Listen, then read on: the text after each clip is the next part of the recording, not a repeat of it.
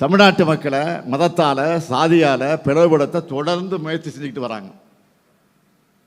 அவங்களால முடியாதப்போ இங்கே இருக்கக்கூடிய அதிமுக கட்சியை சேர்த்துக்கிறாங்க.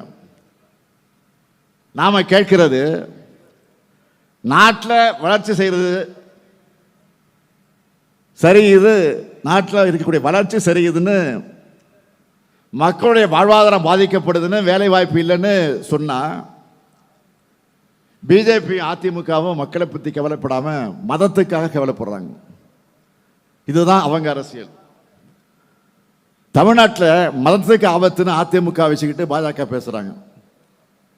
உண்மையிலே சொன்னால் தமிழ்நாட்டில் பாஜக கூட்டணிக்கு தான் இப்போ ஆபத்து.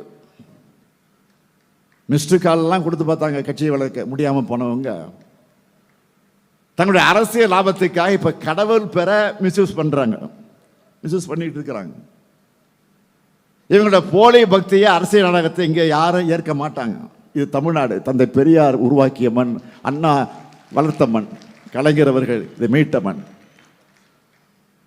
தமிழ்நாடு அனைத்து மதத்தினருக்கும் தங்கள் உரிமையோடும் பிற மதத்தினரோட நல்லிணக்கத்தோடும் வாழுகிற மண் இது. கடந்த 4 ஆண்டு காலத்தில் தமிழ்நாடு வரலாற்றில் அளவுக்கு 3000 கோயில்களுக்கு குடமுழுக்கு நடத்தி இருக்கிறோம். அதே போல் 84 கோடி ரூபாய் மதிப்பீட்டில் தேவாலயங்களையும் மசூதிகளையும் புனரமைக்க நிதி ஒதுக்கி இருக்கிறோம்.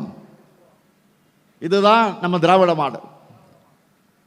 இதையெல்லாம் பார்த்துத்தான் மதவாத அரசியல் பண்றவங்களுக்கு பத்திக்கிட்டு எரியுது. அவங்களால் தமிழ்நாட்டுக்கு செஞ்ச வளர்ச்சியை பற்றி பேச முடியல, ஓட்டு கேட்க முடியாது. செஞ்சிருந்தால் தானே சொல்ல முடியும். அதனால தான் இப்போ மதத்தை வச்சு அரசு செய்யலாம்னு பார்த்தா அங்கேயும் திமுக ஸ்கோர் பண்ணிட்டாங்களே என்று கதறிட்டு இருக்காங்க.